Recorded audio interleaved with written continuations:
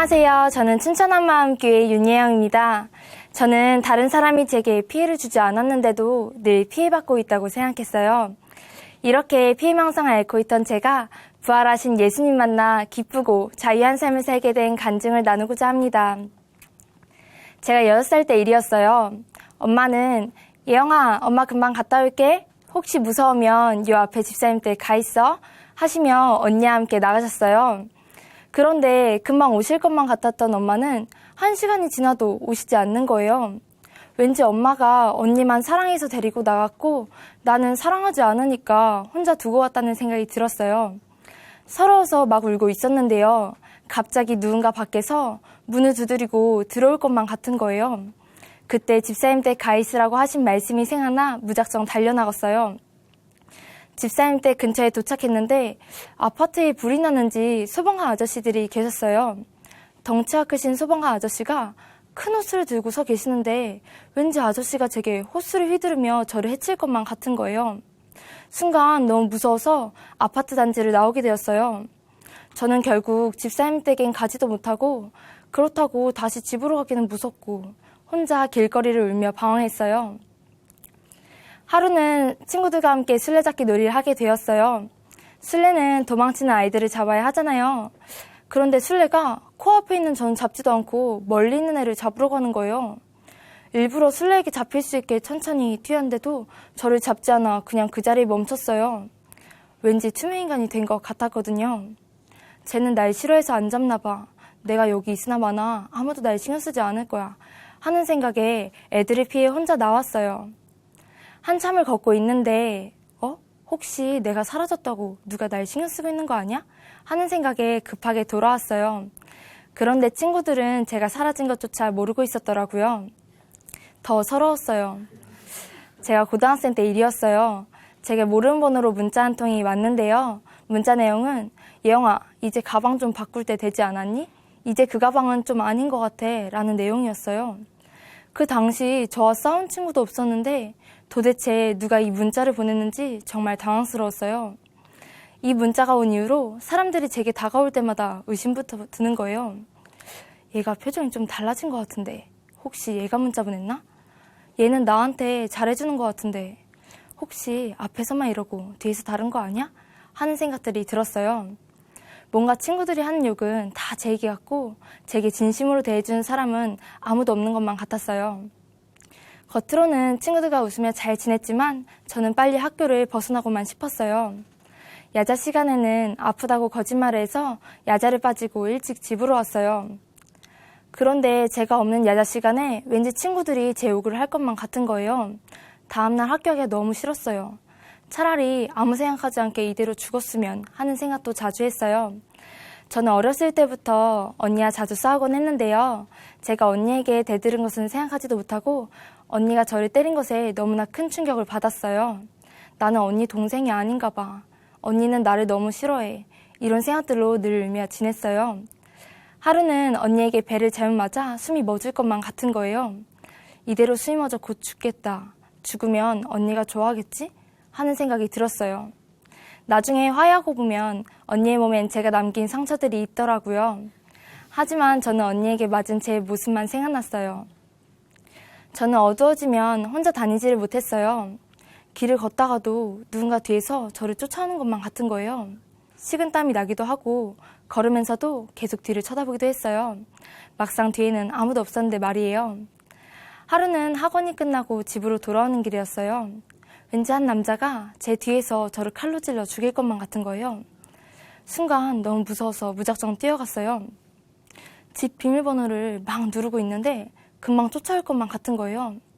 저는 손을 바들바들 떨면서 비밀번호를 누르고 겨우 집에 들어왔어요. 저는 문이 다 닫힌 후에야 안도의 한숨을 쉬기도 했어요.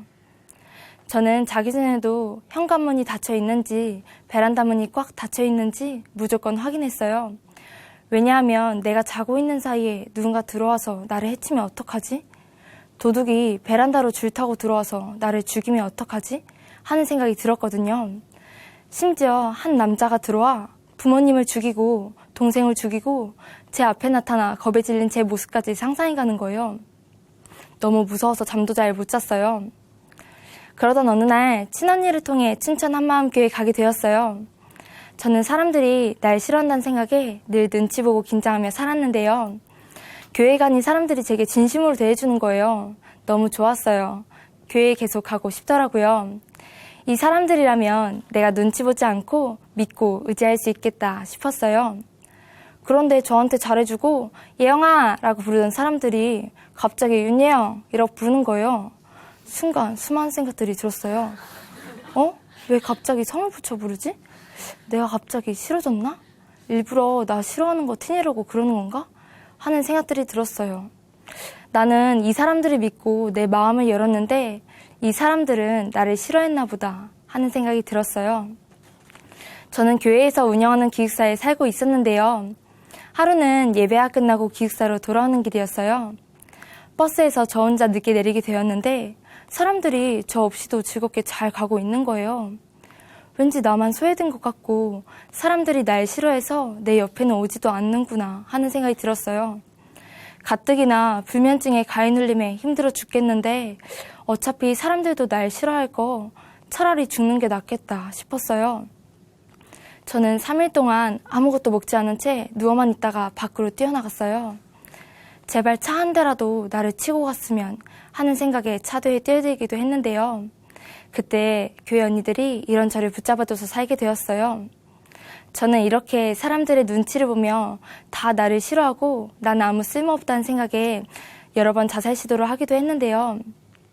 사실 진짜 죽고 싶은 마음보다도 죽으면 힘든 내 마음이 안 힘들지 않을까 하는 생각에 시도했던 것이었어요. 상태가 너무 심각해진 저를 교회에서 부르셨고 저는 한 언니와 이야기를 나누게 되었어요. 무엇 때문에 그랬냐는 언니의 질문에 저는 사람들이 제가 힘들어지면 말씀으로 함께 교제해주고 제게 다가와주길 원했는데 다 저만 싫어한 것 같고 저만 피하는 것 같다고 했어요. 그런데 언니는 만약 넘어질 때마다 이렇게 세워주는 사람이 없으면 평생 이렇게 살 거냐고 사회 나가서는 어떻게 할 거냐고 하시는데 순간 아차 싶더라고요. 사람을 찾아서 해결하지 말고 하나님을 찾아야겠다 싶어서 기도를 하려고 본당에 들어갔어요. 그런데 하나님을 찾겠다고 한 기도는 어느새 하나님께 대한 원망의 기도가 되었어요. 왜 이렇게 나를 힘들게 하시냐고, 왜 나만 이렇게 힘들게 살아야 하냐고 하며 하나님을 원망했어요. 하루는 이런 저를 보며 저를 양육해주던 언니가 제게 이렇게 물으시더라고요. 예영아, 예수님이 죽으시고 부활하신 게 너한테는 아무것도 아니니? 하시는데 순간 제 마음이 무너지는 것만 같았어요. 저는 고개를 저으며 아니라고 부인하는데 제 실상은 예수님이 죽으시고 부활하신 거 나한텐 필요 없다고, 지금 내 기분이 더 중요하고 내 감정이 더 중요하다고 하며 나를 위해 죽으시고 부활하신 예수님을 마구 짓밟고 있었어요. 정말 이러지도 저러지도 못하고 마음이 너무 힘들었는데요. 그런데 그때 마침 여름 수련회가 있다고 듣게 된 거예요. 저는 마음속 깊이 살고 싶은 마음에 하나님께 저 좀 살려달라고 기도하게 되었어요. 간절한 마음으로 저녁 집회에 참석하게 되었는데요. 그때 목사님께서는 예수님께서 죽임당하시는 영화를 보여줬어요. 영화를 보는데 예수님께서 채찍질 당하셔서 온몸에 살이라고는 찾아볼 수 없을 정도로 다 패이고 빨간 핏자국만 보이는 장면, 십자가에 못 박히신 장면, 머리에 가시 면류관이 쓰이는 장면 보는데 너무 잔인해서 제 두 눈을 뜨고 볼 수가 없는 거예요. 저는 고개를 돌려고 하는데 하나님께서 제 마음에 예영아 똑똑히 봐 하시며 너희가 십자가에 못 박은 이 예수를 하나님이 주와 그리스도가 되게 하셨다는 말씀을 생각나게 해주셨어요. 저는 사실 2000년 전 십자가에 못 박혀 죽은 예수님이 나와 무슨 상관이 있나 그게 항상 고민이었어요. 그런데 2000년 전 예수님이 십자가에 못 박혀 죽으시고 3일 만에 부활하실 것이라고, 부활하신 예수님이 하나님이시라고 약속하셨는데 정말 그 약속대로 예수님 부활하신 거예요. 사실 저는 예수님이 죽으시고 부활하셨다는 거 잘 알고 있었어요. 물론 아멘도 했고요. 하지만 정작 그 예수님과 저와는 아무 상관이 없더라고요. 그런데 그토록 많이 들었던 부활하신 예수님이 하나님이시라는 것이 알고 인정한 정도가 아니라 제 마음에 그대로 믿어지게 되었어요. 부활이 실제로 믿어지게 되니까 그 십자가에 달려 흘리신 예수님의 피가 하나님의 피였구나. 하나님이 날 위해 죽으셨구나. 이것이 그대로 알아졌어요. 예수님의 부활을 통해 십자가에서 누가 죽으셨는지 알게 되니 정말 어찌할 바를 모르겠더라고요. 저는 너무나 아무렇지 않게 내가 주인 되어 살았는데 이 죄 때문에 전능하신 하나님께서 죽으셔야만 했던 것이었어요. 정말 죽을 수밖에 없던 난데 하나님께서 이런 나의 주인 되어 주시려고 친히 사람의 몸으로 입고 이 땅에 오신 것이었어요. 아무 죄 없는 예수님께서 이런 날 위해 죽으시고 부활하셔서 나의 주인 되셨는데도 믿을 만한 증거까지 주셨는데도 저는 여전히 예수님 믿지 않고 내가 주인 되어 살고 있었어요. 예수님 믿지 않아서 내 기분대로 내 감정대로 살았고 예수님 믿지 않아서 사람들의 눈치를 보며 내 마음만 알아주기 원했고 예수님 믿지 않아서 자살하려고 했던 것이었어요. 그런데 제가 제 마음이 원하는 대로 제 기분대로 행동했는데 제 마음은 날이 갈수록 너무 힘든 거예요. 저는 제 주변 사람들 때문에 제 상황 때문에 힘든 것이라고 생각했어요. 하지만 그게 아니었어요. 예수님 계셔야 할 제 마음의 주인 자리에 여전히 제가 있었기 때문에 이렇게 힘든 것이었어요. 그런데 예수님의 부활을 통해 십자가에서 누가 죽으셨는지 알게 되니 제가 하나님 앞에 어떠한 죄를 짓고 있었는지 정말 고개를 들 수가 없더라고요. 그런데 하나님께서 이런 제게 회개하고 복음을 믿으라고 하시는 거예요. 회개하라고 하시는 하나님 마음은 너 잘못했다고 책망하시는 마음이 아니라 사랑한다고 나와 사랑하자고 하시는 아버지의 마음이었어요. 이런 저 같은 자에게도 회개할 수 있는 기회를 주신 하나님께 너무나 감사하더라고요. 저는 하나님께 하나님 어떻게 이런 저를 살려주셨어요?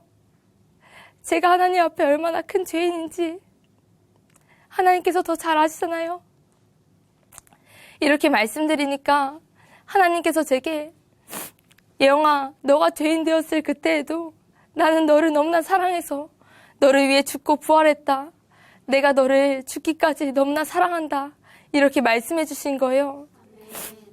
저는 나를 위해 죽으시고 부활하신 예수님 앞에 그대로 굴복하게 되었습니다. 다시는 저를 위해 살지 않고 저를 위해 죽으시고 부활하신 예수님만을 위해 살고 싶더라고요. 저는 하나님께 예수님 믿지 않은 이 죄를 회개하며 예수님을 나의 주, 나의 하나님으로 영접하게 되었습니다. 제가 회개하고 예수님을 주인으로 믿은 후 여러 번 시도했었던 자살 시도는 물론 자살하고 싶은 생각은 단 한 번도 들지 않았어요. 상황은 바뀐 것이 없는데 제 마음의 주인이 나에서 예수님 바뀌니까 정말 자살 문제는 단번에 해결되었어요. 저는 더 이상 사람들이 날 싫어하고 나는 아무 쓸모없다는 생각에 자살을 하지 않아요. 저는 더 이상 그런 존재가 아니더라고요. 왜냐하면 전능자께서 이런 저를 위해 죽으시고 부활하셔서 저의 주인 되어졌거든요. 저는 하나님께서 생명을 주고 살리신 엄청 귀한 존재였어요. 물론 저뿐만 아니라 모든 사람들이 그렇더라고요. 이제는 예수님만 저를 짝사랑하지 않고 저도 온 마음 다해 예수님 사랑한다고 날마다 고백해요. 하루는 친구들에게 이 복음을 너무 전해주고 싶어서 복음을 전해주게 되었는데요. 친구가 갑자기 표정이 굳어지고 핸드폰만 하는 거예요. 하지만 저는 더 이상 사람들의 눈치를 보지 않아요. 왜냐하면 부활하신 예수님이 저의 주인이시거든요. 저는 보이는 것들로 흔들리는 존재가 아니라 오직 주인의 말씀에만 아멘하는 존재가 되었어요. 이 친구가 예수 믿고 살 수만 있다면 제게 어떻게 대하든 어떤 표정을 짓든 저는 상관이 없었어요. 제가 가끔 지체들과 옛날 얘기도 하는데요. 옛날에는 제가 집에 오면 아프다고 이불을 뒤집어 쓰고 누가 뭐라고 조금이라도 하면 제 생각에 갇혀서 고개를 푹 숙이고 있었거든요. 심지어 같이 살던 언니가 짧은 치마를 입고 다니는 제가 걱정이 돼요. 예영아, 너 치마가 좀 짧은 거 아니니? 이렇게 물어보신 적이 있었는데요. 저는 언니가 날 싫어하니까 괜히 이러는 거야 하며 아무 대답도 안 하고 예배 시간에 단 한 번도 고개를 들지 않았어요. 누가 이런 제 이야기를 듣고 야 진짜 진상이다 진상 이라고 하는데 웃겨서 저도 함께 웃게 되었어요. 제가 봐도 진짜 진상이었더라고요. 이제는 이런 말을 들어도 아무렇지 않게 웃으며 넘길 수 있게 되었어요. 이제는 길을 걸으면서도 누가 나를 해칠 거라는 생각에 두려워하지 않아요. 저 사람이 나를 해치지는 않을까 하는 생각이 아니라 저 사람도 꼭 부활하신 예수 믿고 함께 천국 갔으면 좋겠다 하는 마음에 먼저 다가가 복음을 전해드리게 돼요. 제가 예수님을 주인으로 믿은 후 아빠와의 관계도 회복되었어요. 옛날에는 아빠가 하시는 말씀 한마디에 눌리고 경직되었거든요. 나는 아빠 친딸이 아닌가? 하는 생각도 했고요. 그런데 회개하고 예수님을 주인으로 믿은 후 아빠가 하시는 훈계의 말씀은 저를 위해 해주시는 사랑의 말씀으로 순종하게 되었어요. 아빠와 통화를 할 때면 주변 사람들이 무슨 직장 상사와 통화한 것 할 정도로 아빠와 관계가 되지 않았는데요. 지금은 아빠와 통화를 할 때면 늘 깨가 쏟아져요. 지금은 아빠와 함께 예배를 드려 나가는데요. 함께 찬양을 하며 예배를 드리는 이 시간이 너무나 행복합니다. 제가 대학교에 와서 친해진 친구들이 있는데요. 그중 몇몇 친구들은 겉으로는 웃고 있는데 제게 다가와 예영아, 나 우울해. 너는 맨날 기쁘지? 이렇게 말하는 거예요. 이런 저도 하나님께서 살려주셨는데 이 친구들도 예수 믿으면 살 수 있겠다는 확신이 들었어요. 저는 친구들이 살기 원하는 마음에 부활하신 예수님을 전해주게 되었는데요. 그렇게 힘들고 얼굴에 핏기가 없던 한 친구는 이 복음을 듣고 회개하고 예수님을 주인으로 믿게 되었어요. 친구 얼굴을 보는데 얼굴에 기쁨이 임한 거예요. 그렇게 힘들었던 친구가 예수님 믿고 살아난 것을 보면서 제 마음이 정말 기쁘더라고요. 제가 이렇게 기쁜데 하나님께서는 한 영혼이 돌아오니 얼마나 기뻐하셨을까 하는 생각에 감사의 눈물을 흘리기도 했어요. 누가 봐도 힘들었던 저였는데요. 예수님 만나 인생 대박 났어요. 나중에 알게 된 사실이지만 자살하던 저를 위해 교회 전체 지체분들이 눈물로 간절히 기도해 주셨다는 것을 알게 되었어요. 저는 사람들이 날 싫어하고 나는 아무 쓸모없다는 생각에 여러 번 자살 시도를 하기도 했는데요. 하나님께서는 이런 저를 끝까지 포기하지 않으시고 살려주셨어요. 그리고 이런 저를 위해 눈물로 기도해 주신 하늘가족 교회 공동체가 있었기에 지금의 제가 있어요. 제가 교회 공동체 함께하며 배운 것이 있는데요. 그건 영혼을 향한 하나님의 사랑이에요. 있는 모습 그대로 사랑해주는 그 모습이요. 이제는 예수님과 교회 공동체에 받은 이 사랑을 이전에 저처럼 힘들어하는 많은 사람들에게 나눠주는 사람이 되고 싶어요. 만약 예수님과 교회 공동체가 아니었다면 저는 아마 이 자리에 없었을 거예요. 이런 저 같은 자도 끝까지 사랑해주시고 살려주신 예수님과 교회 공동체 감사드리며 이 간증을 마치겠습니다. 감사합니다.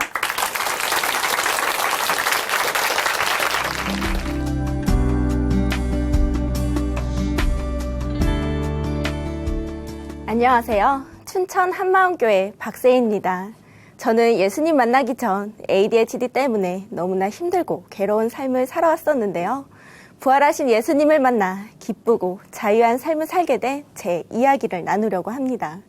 ADHD는 우리말로 주의력 결핍, 과잉 행동장애인데요. 지속적으로 주의력이 부족하고 과다활동, 충동성을 보이는 상태를 말해요. 저는 예수님 만나기 전에 ADHD가 심한 사람이었습니다. 다른 사람들과 달리 제 행동은 저의 의지대로 전혀 조절되지 않았어요. 저의 ADHD로 인한 최대 피해자는 제 남동생인데요. 제 남동생은 자폐증이 있어서 모든 물건을 나열, 정렬하는 버릇이 있었어요. 심지어 종이조각까지도요. 하지만 전 동생의 강박 증세를 볼 때마다 알 수 없는 분노가 솟구쳐 올라와서 동생이 정렬해 놓은 것들을 일부러 흐트러 놓거나 망쳐 놓아야 했어요. 그래야지 답답한 것들이 후련해지면서 제 마음이 뻥 뚫린 것 같았거든요. 그러면 동생은 자신이 정렬해 놓은 것들이 흐트러져 있으면 울고불고 난리를 치면서 물건들을 또 정렬을 해놔요. 저는 답답한 마음에 물건들을 또 흐트려 놓고요. 이런 일이 하루에도 수십 번 반복되니까 저와 동생의 사이는 매우 좋지 않았습니다. 모든 것을 울음으로 표현하는 동생 때문에 저희 집은 조용할 날이 없었고, 동생이 울 때마다 언제나 저에게 돌아오는 것은 엄마의 강 스파이크, 등짝 스매싱이었습니다. 그 이후로 저는 항상 동생 때문에 사랑과 관심을 뺏겼다는 생각을 하게 되었어요. 그래서 어떻게든 동생보다 사랑받고 관심받고 싶은 마음에 과잉 행동들이 하나하나 나타나기 시작했습니다. 피아노나 장롱 위 올라가기, 모서리 벽 타기는 기본이고 내리막길에서 양손 놓고 자전거 타기, 미끄럼틀같이 높은 곳에서 뛰어내리기는 저의 일상생활이었어요. 그네를 탈 때도 남들처럼 평범하게 타지 못하고 그네를 고정시킨 봉에 그네줄을 여러 번 감아 줄을 짧게 만든 뒤 그 그네에서 타다가 뛰어내리는 행동을 하기도 했어요. 덕분에 제 양 무릎에 피가 마를 날이 없었습니다. 집에 있을 땐 덤블링을 하기도 했는데요. 하루는 제 발이 친척 동생의 얼굴을 맞히는 바람에 동생이 펑펑 울어서 난감한 적도 있었어요. 저는 엉덩이에 모터가 달려있는 듯이 한시도 가만히 있는 것이 힘들었어요. 밥 먹을 때 10분이면 될 것을 그 시간조차 앉아있기 싫어서 밥을 굶기도 했고요. 잘 먹진 않고 쉴 새 없이 움직이기만 하니 저는 살이 찔 시간이 없더라고요. 그래서 엄마는 주변 어른들에게 애 밥은 왜 잘 안 먹여서 애를 이 지경으로 만드냐고 꾸중을 듣기 일쑤였습니다. 성인이 되어서 과잉 행동은 없어졌지만 더 심각한 문제가 있었어요. 바로 집중력 부족인데요. 특별 전형으로 간호학과 입학하게 되어서 나름 공부를 열심히 했지만 2학년이 돼도 3학년이 돼도 언제나 제 평점은 3점 이하였고요. 수업 시간에 필기도 매번 놓쳐서 쉬는 시간이나 점심시간이면 놓친 필기를 베끼느라 정신이 없었어요. 어떤 날은 수업이 끝나고 바로 전 수업 내용이 도저히 기억나지 않아 너무 속상한 나머지 그 자리에서 펑펑 울었던 적도 있었습니다. 스마트폰이 없던 시절이라 고가의 녹음기까지 구입해서 교수님의 강의를 녹음까지 했는데요. 매일 8시간 가까운 수업 내용을 집에서 일일이 들으며 필기한다는 것은 정말 못할 짓이었습니다. 수업 시간에 집중하지 못하는 것 때문에 늘 고민하던 어느 날 저는 같은 반 친한 동생을 따라 신경정신과에 가게 되었어요. 그곳에서 의사 선생님과 긴 상담을 받은 결과 저에게 성인 ADHD와 우울증이 있다는 진단을 받게 되었습니다. 저는 신경정신과에서 진단을 받았다는 사실에 좌절했지만 의사 선생님은 약물 치료만 하면 금방 좋아지는 병이니 괜찮을 것이라고 하셨어요. 그래서 저는 그날 아침에 먹는 각성제와 자기 전에 먹는 항우울제 2가지를 처방받고 돌아왔습니다. 저는 처방받은 각성제가 마치 공부 잘하는 아이템을 얻은 듯한 기분이 들었고 저는 이제 이 약만 있으면 다른 사람들과 똑같이 공부도 잘하고 국가고시도 잘 해낼 것 같았어요. 하지만 매일 복용하는 날이 늘어날수록 처음에 느끼지 못했던 약물 부작용들이 나타났는데요. 각성제를 먹은 후 3시간 동안은 필기를 할 수 없을 정도의 손떨림과 불안감, 그리고 혀가 갈라지는 듯이 심한 갈증이 있었고요. 3시간 이후에는 축축 처지는 듯한 심한 우울감도 나타났어요. 계속해서 복용을 하니 음식을 삼키기조차 힘든 식욕부진이 나타났고 저는 3주 만에 15kg나 빠지는 심각한 체중 감소와 탈모 증상이 보였어요. 때문에 저는 걸어다니기 힘들 정도로 뼈와 가죽만 남은 앙상한 몰골이 되었습니다. 그리고 저는 심한 갈증을 해소하기 위해 시도 때도 없이 물을 마셔야 했고 물을 많이 마신 만큼 화장실도 시도 때도 없이 갈 수밖에 없었어요. 수업 시간 내내 물 마시기와 화장실 가기를 반복했고 나중에는 오히려 각성제 때문에 수업 시간에 앉아있지 못하는 상황이 되었습니다. 간혹 무서운 교수님 앞에서 발표를 하게 된 날이면 더 긴장을 해서 계속 물을 먹느라 발표를 제대로 못한 적도 있었고 각성제뿐만 아니라 항우울제는 아침마다 일어나는 것을 늘 힘들게 했어요. 계속해서 나타나는 부작용 때문에 각성제와 항우울제 2가지를 다 끊어봤는데요. 항우울제는 끊어도 크게 달라질 것이 없었지만 각성제를 끊으니까 집중 못하는 현상이 금방 나타나더라고요. 때문에 저는 각성제 없이 공부할 자신이 없었고 이것마저 없으면 다른 사람들의 발 뒤꿈치조차 못 쫓아갈까 봐 겁이 났어요. 이제는 약물 부작용 때문에 약을 계속 먹을 수도 끊을 수도 없는 현실이 너무 비참했습니다. 그런 저에게 결국 자살에 대해 생각해보는 계기가 생겼는데요. 어느 날 다른 반 언니가 자취방에서 자살을 했다는 거예요. 다른 사람들은 불쌍하다고 안 됐다고 말했지만 저는 그 언니가 자살한 것이 불쌍한 삶인지 잘 모르겠더라고요. 오히려 힘든 실수 과정을 안 해도 되니까 그 언니가 부럽기만 했어요. 그리고 저는 이런 생각이 들었어요. 모든 사람은 죽는다. 태어나자마자 죽을 수도 있고 늙어서 죽을 수도 있고 가장 아름다울 때 죽을 수도 있다. 험한 고생만 하다 가는 것이 이 세상살인데 왔다가 짧게 살고 가는 것이 이득이 아닐까? 이 생각은 곧 저의 삶을 흔들어 놓기 시작했어요. 그렇다면 나이가 들어서 죽음을 기다려봤자 고생만 하다 가는 것이고 게다가 나는 죽을 때까지 ADHD를 안고 살아가야 하는데 뭐하러 죽을 때까지 기다려야 하지? 그렇다면 결국 이 지긋지긋한 ADHD를 구원하는 것은 오직 죽음뿐이겠구나라는 생각이 들었어요. 그래서 저는 국가고시에 떨어지면 바로 죽어버려야겠다는 생각을 했고, 앞으로의 국가고시는 어떻게 볼 것인가에 대한 고민보다는 국가고시에 떨어지면 어떻게 죽을 것인가에 대한 고민들로 가득 찬 날을 보냈습니다. 그렇게 하루하루 절망 속에서 살던 어느 날 제가 시내 갈 일 있어서 버스를 탔는데요. 제 뒤에 잔돈이 없어서 돈을 못 내시고 계신 아주머니를 대신해 버스비를 내드렸어요. 그랬더니 이 아주머니가 너무 고마워하시면서 줄 것이 없으니 대신 기도를 해주겠다는 거예요. 저는 그런 아주머니가 너무 부담스러워서 정중하게 거절을 했는데, 그 아주머니는 제 의견에 상관없이 제 손을 꽉 하고 잡으시더니, 하나님, 위기에서 벗어날 수 있게 귀한 사람을 보내주셔서 감사드립니다. 하나님께서 이 아가씨 앞길을 열어주시고 하는 일 모두 잘 되게 해주세요 라고 기도를 해주시는 거예요. 저는 그 아주머니 덕에 사람이 꽤 많은 버스 안에서 한 몸으로 시선을 받았고, 버스기사 아저씨마저도 저를 백미러로 보고 계시더라고요. 버스가 시내에 도착하자마자 저는 너무 부끄러운 나머지 버스에서 내렸는데요. 그런데 이상하게도 그 아주머니가 제 손을 잡아주셨던 것과 저를 위해 기도해 주신 것들이 머릿속에 깊이 박혀 오랫동안 잊혀지지 않았습니다. 저는 그날 이후로 자꾸 하나님이 떠올랐어요. 어릴 적 동생의 고침을 받기 위해 교회를 다녔었지만 동생이 나아지기는커녕 부모님이 이혼까지 하시게 되자 그토록 찬양했던 하나님의 존재에 대해 흔들리기 시작했어요. 우리 부모님이 헤어지지 않게 달라고, 우리 가족이 뿔뿔이 흩어지지 않게 달라고 간절히 기도를 했건만 하나님은 저의 기도를 전혀 들어주시지 않았어요. 그 이후로 저는 예수님이 살아계신지, 보이지 않는 하나님을 어떻게 믿을 수 있는지 그 증거를 찾지 못해서 교회를 떠났었는데요. 그런데 제가 만났던 그 아주머니를 생각해보니 하나님은 내가 없다고 생각해서 없어질 수 있는 존재가 아니었습니다. 저는 그렇게 다시 하나님을 알고 싶다는 생각을 하게 되었어요. 그러다 얼마 후 춘천 한마음교회 다니는 친한 친구를 만나게 되었는데요. 그 친구는 어릴 적 교회 가자고 해도 교회 근처도 가지 않던 친구였어요. 그랬던 친구가 갑자기 신앙이 생긴 것이 조금 이상하더라고요. 그래서 저는 그 친구에게 보이지 않는 하나님을 어떻게 믿을 수 있어? 라고 물어봤는데요. 그 친구는 예수님의 부활을 통해 하나님을 믿을 수 있다고 하는 거예요. 부활? 그건 나도 하는 얘긴데 뭔가 새로운 걸 얘기할 줄 알았는데 부활이란 소리에 김이 빠져버렸습니다. 그런데 그 친구가 또다시 하는 말이 실제로 2000년 전에 예수님의 부활 사건이 있었고 예수님의 부활을 전하다가 많은 사람들이 죽었다고 하는 거예요. 그리스도인을 핍박했던 사도 바울까지도요. 저는 도저히 믿기지 않는 부활 소식에 집에 가자마자 친구가 준 부활 책자를 읽게 되었습니다. 그런데 하나님은 성경을 통해 수천 년 동안 우리에게 이 땅에 오실 것을 약속하셨더라고요. 그리고 하나님이 오셨다는 것을 단번에 알 수 있는 약속을 하셨더라고요.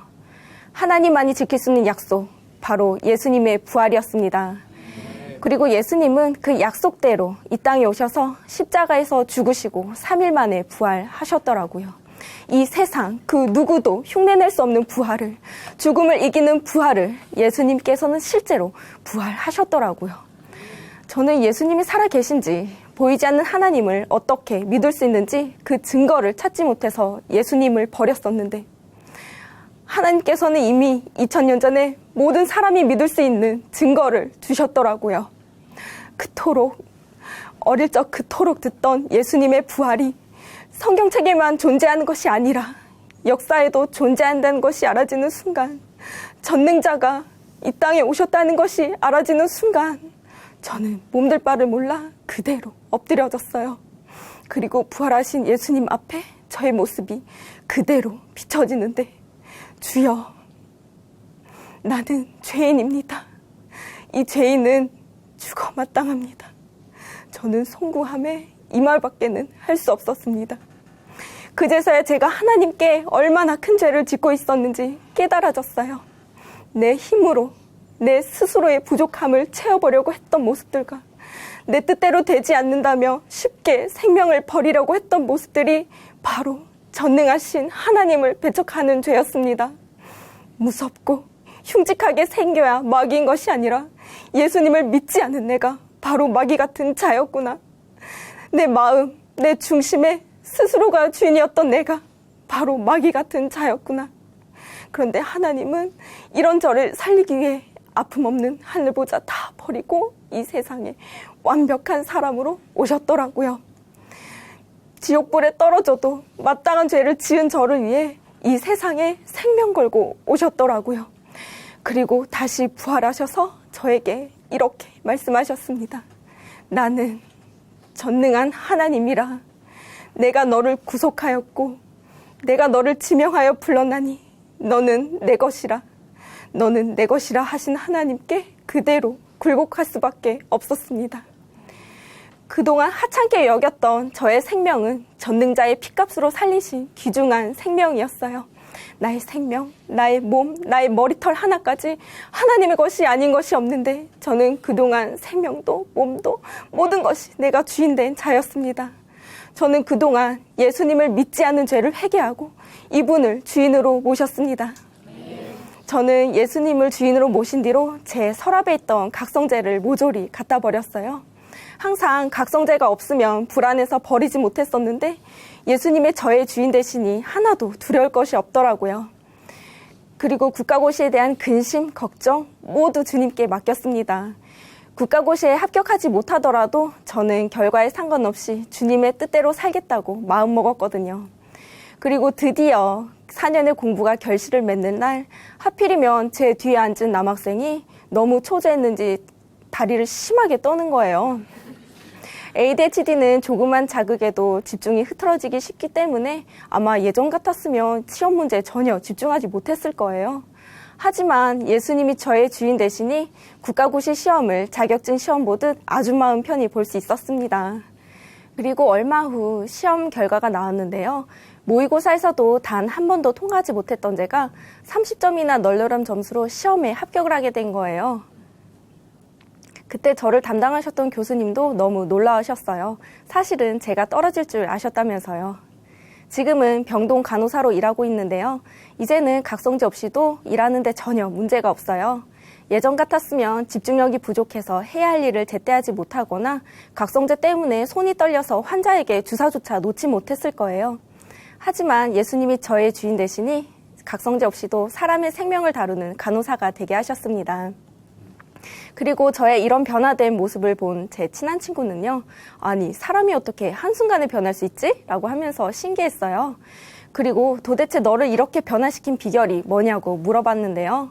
저는 부활하신 예수님을 만나 그렇다며 그 친구에게 바로 복음을 전했습니다. 그랬더니 그 친구가 아니 정말 예수님이 살아계시냐고 하면서 기쁘게 복음을 듣고 그 자리에서 영접기도까지 드렸어요. 사실 그 친구는 절에 가서 108배를 할 정도로 절실한 불교 신자였는데요.